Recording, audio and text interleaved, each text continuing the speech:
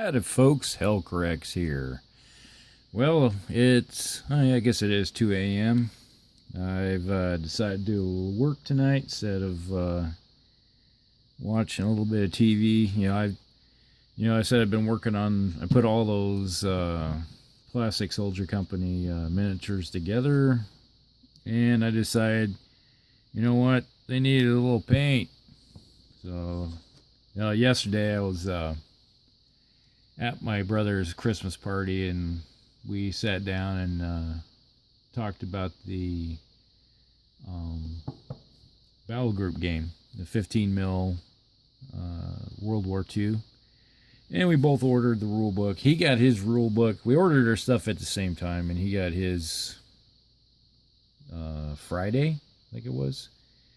And mine has yet to be even shipped yet. So he got his books. I didn't get mine. So he's brought them over, and we sat and looked at the rules and discussed things and how Battlegroup works compared to Flames of War. And he's never played Flames of War before. And he picked up the rule book, and he looked at him, and as a guy that's never played World War II games at all, he's like, I like the Battlegroup better. So he made a decision that's what we're gonna play. So I decided tonight to put some paint on these guys. So what we got here is I ordered the Tobruk book from for the Battlegroup game, and so I'm building some German DAC forces, the Afrika Corps, and this is planned on being the 15th Panzer, and this is what I've done tonight. So we got some Panzer IIIs that you can see here. This is just a work in progress type of deal. Put the base coats down. Basically what I did was I started off, I put some gray down over the black primer, and then I put some brown, light brown, it's the desert, and then I put a wash Agrex Earthshade over top of that. And hopefully that will, and then I'm going to go back tomorrow and I'll do a little dry brushing over top of it to lighten it up a little bit more and a little contrast. And I'll go through and pick out all the details on it. So this week we'll be working on the tank. So this Panzer III here is basically, it's a good start. So we have the 5 Panzer IIIs to be done, and I got some Martyrs doing the same thing on them. They got that nice dirty look to them.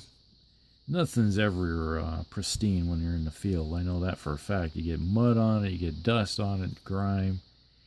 Even when I was on the tanks, and you'd have that camouflage after running around in the field for a couple days. It's kind of a dull green. It's covered in dust and everything.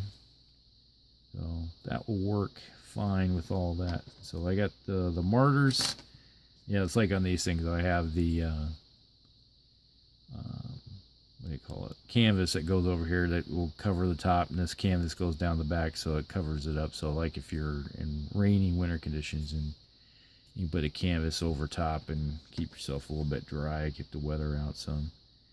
And then we got the alphabet soups. We got the, let's see, SDKFZ 231s. Little recon vehicles. These will be the scouts. Armored cars. So we'll get them done. Same basic treatment as the tanks and the Martyrs. And then we have the one that's got the command.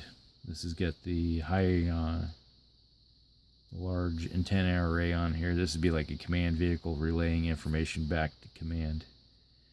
So, heavy duty radio. It's like basically it's the same thing like we did with when I was a scout or in the Cav. Is that we'd have one vehicle, he'd spot something and he'd relay it back to a different vehicle, and that, like, when I was an officer, I'd get that information and I'd relay it back to the squadron command type of deal. It's the same thing. It's eyes and ears. of the division. These guys let everybody else know what's going on, where to send your assets, either ambush or move stuff out of the way so someone else like these heavier vehicles can take care of stuff. And then we got this Panzer IV. It's got the short barreled 75 on it. So I have 2 of those, and I got 3 of the others. So basically, I think I'll probably get another box of the Panzer IVs, and I'm going to do the same treatment, but I'll probably end up with a couple more, like 5 of them and 5 of the others. But right now I just have 2. And these were, like I said before, they're the infantry support.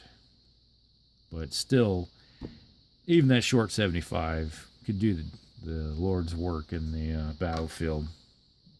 There wasn't much that the British had early in the war that could stop the 75 from giving you a little bit of problems.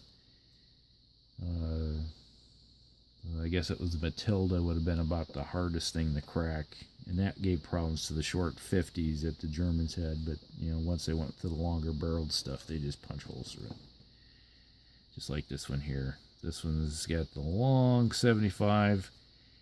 This is be what they had in late 41, 42. So that's what that represents right here. So this corps, or this division, is going to represent, basically I'm going with late, let's go about 42, somewhere in there. And that's what I'm going to represent. So that's what's going on with that. So that's pretty much what's happening here in the command bunker. I guess this is morning. It's 2 a.m. So we'll talk with you later with another update and show you some more progress when the time comes. Hellcracks out.